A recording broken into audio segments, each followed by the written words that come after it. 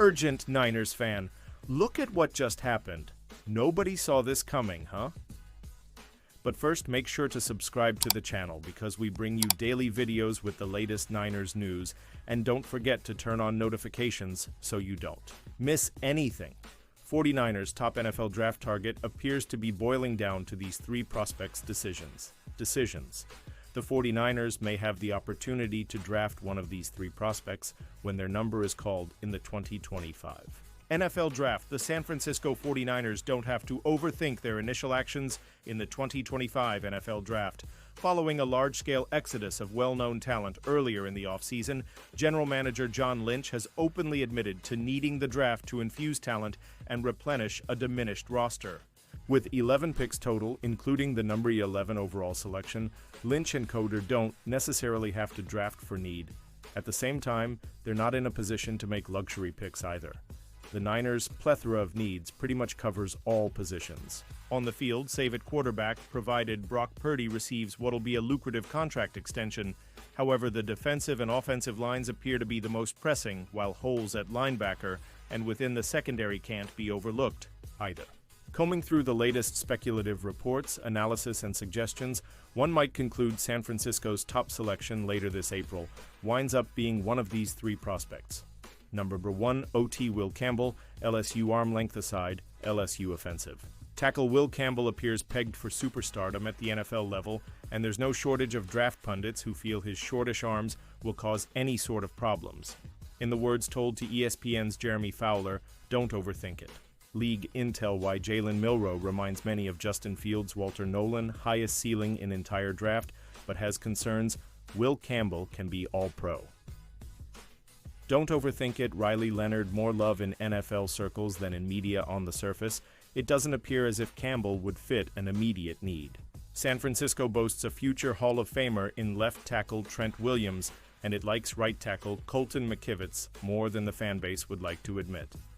That said, Williams will turn 37 years old this offseason, and McKivitz is entering a contract year. If the opportunity to land a day one potential perennial Pro Bowler who can anchor an O-line for the next 5 years presents itself, it'd be hard for the 49ers to pass it up.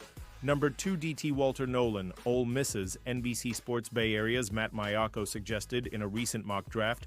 The Niners being in a position to draft Ole Miss defensive tackle Walter Nolan at number 11 overall would be where board and need could match up. San Francisco's top priority in the draft is the D-line, namely after off-season departures like Javon Hargrave, Maliek Collins, and Leonard Floyd, leaving defensive end Nick Bosa as the lone established player.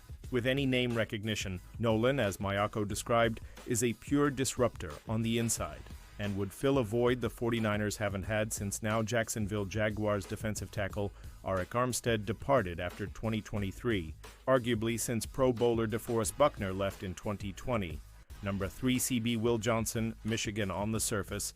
Grabbing Michigan cornerback Will Johnson makes less sense than addressing the trenches, particularly when acknowledging the Niners already have 2 starting caliber corners in Diamador Lenoir and Renardo Green.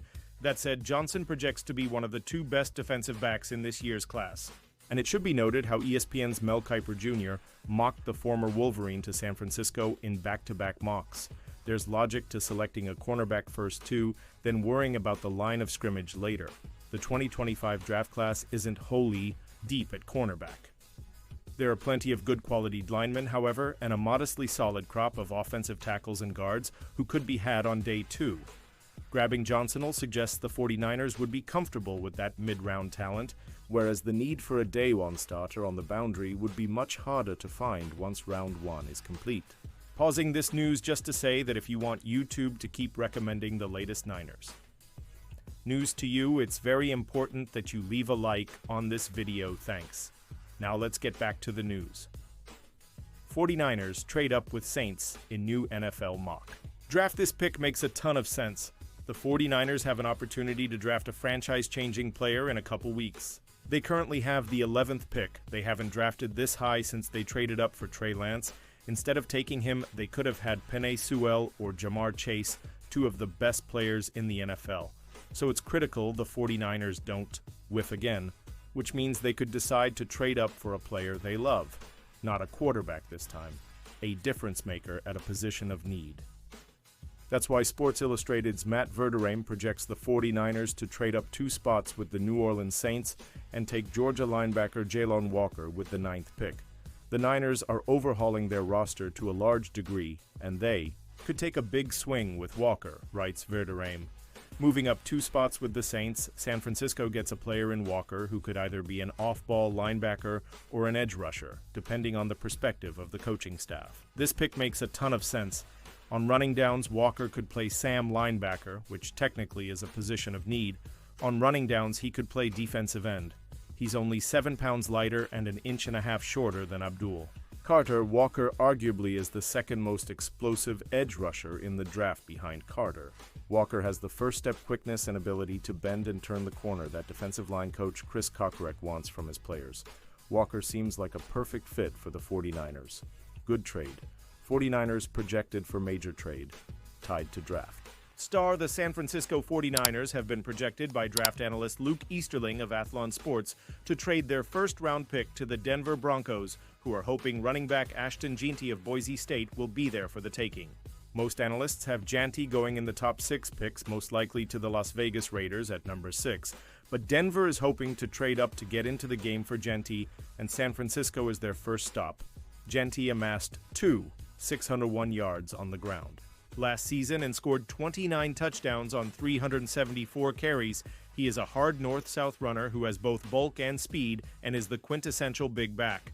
A few years ago, the Lions made a bold move to trade up for a running back, and it's worked out pretty well, Easterling said.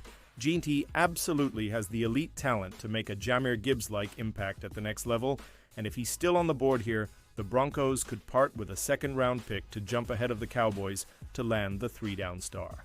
The Dallas Cowboys would love to pick Jeanty, but he will not be on the board when the Cowboys select at number 12. Dallas is going to have to fight to move up the board and make the right deal to get Jeanty. Jeanty's 80 receptions, 862 yards, and 6 touchdowns also suggest that he could develop into a significant target for Broncos signal caller Bo Nix, who is entering his second year in the NFL. San Francisco could use all of the assets it could acquire, and a trade down makes sense. However, if Jeanty is taken by the Raiders, it might not be prudent for Denver to trade up from 20 unless they want to draft another quality player in the 49ers position. 49ers set to host potential worst-rounder and SEC pass rusher who impressed at the NFL Combine. Shamar Stewart is a popular player thanks to an impressive NFL Combine, but his production at the collegiate level left a lot to be desired. NFL Network's Ian Rappaport tweeted about Texas A&M edge rusher Shamar Stewart and his visits ahead of the NFL Draft. Stewart is visiting the New England Patriots on Thursday and will meet with the San Francisco 49ers and the Chicago Bears after the Patriots. Let's rip the Band-Aid off and not sugarcoat it. Stewart is not a first-round talent.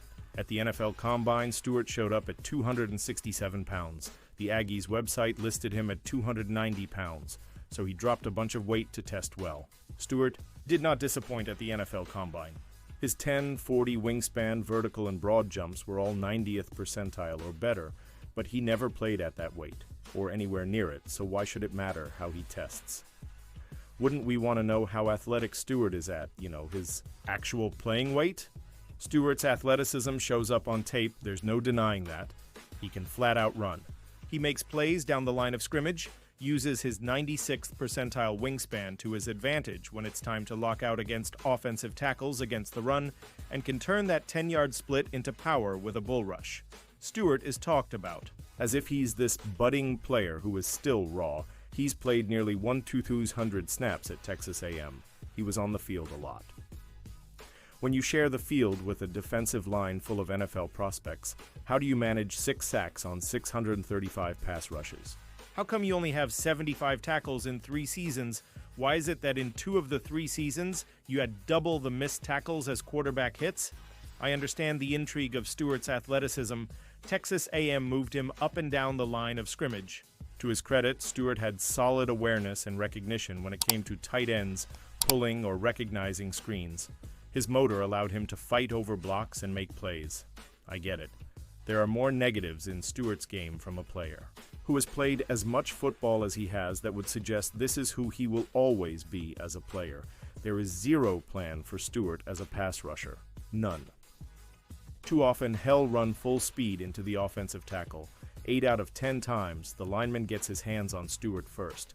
Once that happens, you can see them steer Stewart like a car and take him where he wants to go. Football is about making first contact, and that's a battle Stewart loses routinely. For a supreme athlete, Stewart gets displaced too easily against the run. There are other times when he should win with speed to power thanks to that 10-yard split, but Stewart plays too high, and losing the leverage battle in football is a no-no. He's just not a very efficient player, and there are genuine concerns that lead you to believe Stewart doesn't really know what he's doing and is getting by based off his physical gifts, but he was never able to turn that into production in college. Why would that improve as a pro? And now, Niners fan, I want to hear from you. What's your opinion on this? Drop your thoughts in the comments. I don't know if you know this, but your opinion matters a lot for Niners. I'll be back any moment with more Niners news.